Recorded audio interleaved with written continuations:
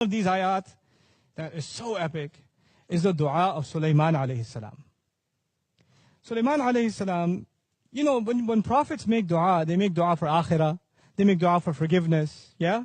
They make dua for their future generations, isn't it? Listen to this dua. قَالَ رَبِّ اغْفِرْ لِي. He said, Master, forgive me. وَهَبْ لِي مُلْكًا. And give me the gift of kingdom. Give me the gift of some kind of kingdom. مُلْكًا لَا يَنْبَغِي لِأَحَدٍ مِّن بَعْدِي. That is not even appropriate for anyone who comes after me. Give me so much kingdom that it's not even appropriate for any human being that comes after me to have that kind of kingdom. Innaka antal wahhab. You are the one who continuously gives gifts. What is Sulaiman alayhi salam asking for? First thing, forgive me. Second thing, which is what shocked me, I was like, whoa, what? He asked for kingdom. Okay, that's deen or dunya, by the way, by our standards. It sounds like dunya, isn't it? And not just dunya. Don't just give me and give other people. He didn't just say that. He said what? Give me so much and give me something that is not even fitting for anybody else. Make me unique in what you give me. In where? In dunya. How in the world is this appropriate? It sounds like he's asking only for dunya. The beauty of this dua, number one, is his top priority. Ya Rab, forgive me. If you understand, Ya Rab, forgive me, then everything else about this dua will make sense. If you don't understand, Ya Rab, forgive me, you will not understand what the rest of this dua is. A human being can only do so much in this life. I'm only going to live so many years. Then I'm going to be leaving this earth, whether I like it or not. My date is done. My time is done, the angel shows up, the appointment is there, it can't be delayed. The only thing that lives after me is what? As far as my akhirah is concerned, and my forgiveness is concerned, I can make astaghfirullah, astaghfirullah, astaghfirullah. I can make tawbah to Allah, I can cry before Allah, only so many years. Only so many times. But what can help me earn Allah's forgiveness even after I die? It's called sadaqah jariyah, isn't it? Something good you leave behind. The hadith will tell us your sadaqah jariyah could be your money. One of the most beautiful forms of sadaqah jariyah is what? Your children, they do good deeds after you, yes? Allah has given different people different blessings. Some people have money, they don't have children. Some people have children and they don't have money. But al-malu wal-banuna zinatul hayatid dunya. Money is a part of the beauty of this life. Children are a part of the beauty of this life, isn't it? Now Allah gives certain people certain capabilities and other people other capabilities. If you study the prophets in the Quran, they don't all have the same talents. They have different personalities and they have different special skills. They have different highlights. The thing about Sulaiman alayhi salam, his special ability is governance. He knows how to govern. He knows how to take control. He knows how to even control the rebellion of who? Of jinn. He can even do that. So he has an unusual capability of government and controlling resources and making things, putting things to service. Now, is that a common quality or a very rare quality? The more power you get in government, the more corruption you get. Okay? The more absolute authority you have, the more absolute problems you have. Absolute power corrupts absolutely. One of the greatest kingdoms in human history is the pharaohs. Case in point, Now, Sulaiman alayhi salam is in a unique position. He has kingdom and he knows how to use it for good. What kind of sadaqah jariyah can he leave behind? Unmatched. He sees an opportunity for his akhirah to be reconciled by the talent that Allah has given him. And the talent Allah has given him is remarkable. He had an incredible kingdom, an incredible control, incredible stability in his land, over human beings and over jinn. So he says, Ya Allah, expand this territory for me. Give me kingdom above and beyond this, like you will never give to anybody else after me, because I know what Allah has given me. And by the way, you should understand something else about Sulaiman alayhi salam from the Quran's perspective. Sulaiman alayhi salam is the son of who? Dawud alayhi salam. You should know something special about Dawud alayhi salam. There's a hadith about Dawud alayhi salam. Adam alayhi salam was shown the names of every single human being. When we were ruh, Adam alayhi salam was shown, introduced to all of us. He knows my name, he knows your name. وَعَلَّمَ آدَمَ الْأَسْمَاءَ كُلَّهَا ثُمَّ عَرَضَهُمْ.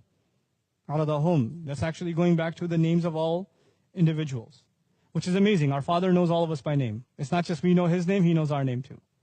And He knows our qualities too, because in Arabic, ism is also qualities. So He knows you and your personality. How many people are in front of Him? Adam alayhi salam? Unimaginable, yeah? And He picks out one of them. He says, who's that?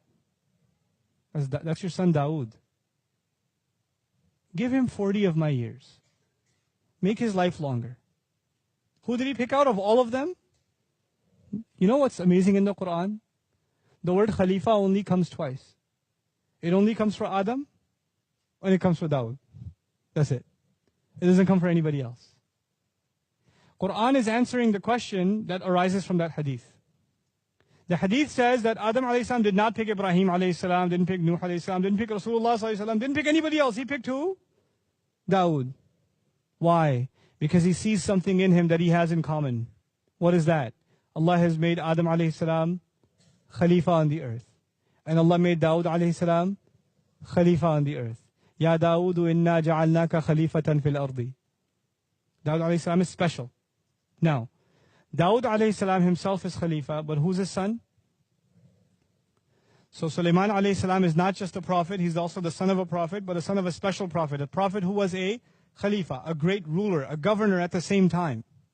And so his upbringing gives him knowledge of revelation, but also knowledge of how to live by that revelation, not only at the level of an individual and a family and a community, but at the level of entire governance.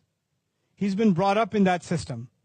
Even before, even as a child, he's been brought up in that system, right? And eventually Allah grants him prophethood. So he realizes the value of leaving a legacy behind. He's learned that from his father. And so he understands that he's going to die, but his legacy should live on. The legacy of good that he creates should live on. And Ya Allah, give me something that doesn't even, because he knows his children are not going to get it the same way he got it from his dad. لا ينبغي لأحد من بعدي. Now, what does that mean for you and me? You know, some people, they can't handle fame. Some people can't handle money. Some people can't handle a compliment. I've met people who say when I'm making salah and somebody passes by, it messes me up. Now they think I'm a righteous person. Other people, they could be anywhere and they're praying and they don't care. The universe doesn't exist for them, right? So some people have a stronger, thicker skin. Some people have weaker skin. Different people have different weaknesses. Some people have a hard time waking up early in the morning. Doesn't that happen? Other people have a hard time with other things. Like, for example, one of the gifts of Allah to me, may Allah keep it this way, one of the gifts of Allah to me is fame doesn't bother me and it doesn't make me happy. I'm not bothered by it and I'm not happy because of it. It's just something Allah gave me. I just have to use it to do something good. And that's it. It's nothing else. If I was teaching this class and there was one table of students, or there's like, I can't count how many tables of students, it won't matter. I'm still going to teach what I'm going to teach. It doesn't matter. If the camera's on or not on, doesn't matter. That's the way I'm programmed. Alhamdulillah. Other things bother me. I won't tell you those. Other things, I have lots of weaknesses. You talk to my family about those, you know. But this is not, alhamdulillah, this is not one of my weaknesses. You know, I've met other people for whom this is a big weakness. It's a big problem. So the first thing you have to recognize is what is your weakness and what is your strength. And once you find your strength, then you ask Allah to give you and give you and give you in what you have strength, so you can put all of it to the service of Allah's deen, so you can leave a legacy. Ya Allah, if this is not going to mess me up, then give me more of it, because I can put it to work for your deen. Like Uthman radiallahu anhu should be asking for more wealth. He should ask. You know why? Because even after being a millionaire, does the wealth mess him up?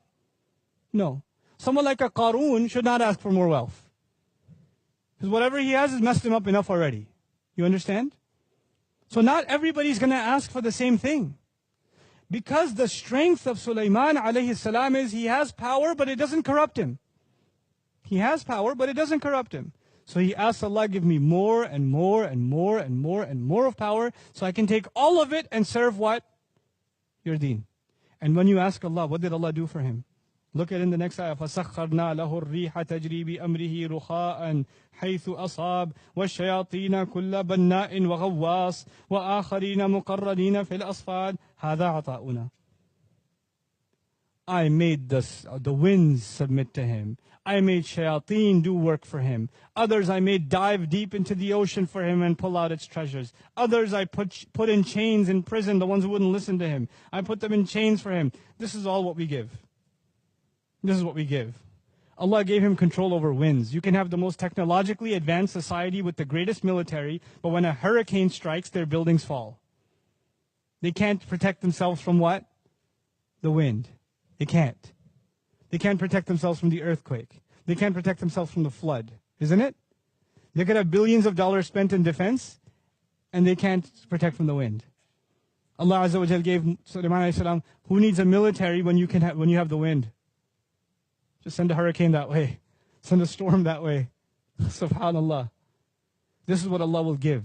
So for you and me, identifying what our strength is, and then making a pledge to Allah that we will use it for the strengthening of this deen, for leaving a legacy that is longer than our own, that is perfectly normal. It's perfectly normal. That's not asking for dunya. As a matter of fact, even if you benefit from it somewhat, it's fine. Because you take from it what you need, and you give from it what will build your akhirah. Because what was the priority from the very beginning? Rabbi, ighfirli, forgive me. This is all in hopes of earning Allah's forgiveness. No matter how many good deeds I do, they're not going to be enough, so I keep doing good deeds even after I'm dead. That's what I want to do. Every one of you should be thinking like that. Every one of you. What is the strength Allah has given me, and how can I put it to good use, and how can Allah build my talent to make it even better, so I can benefit even more. May Allah Azza wa Jal make us people of benefit and help us understand the beautiful and the perfect word of His. Barakallahu li wa lakum. Assalamu alaikum wa rahmatullahi wa barakatuh.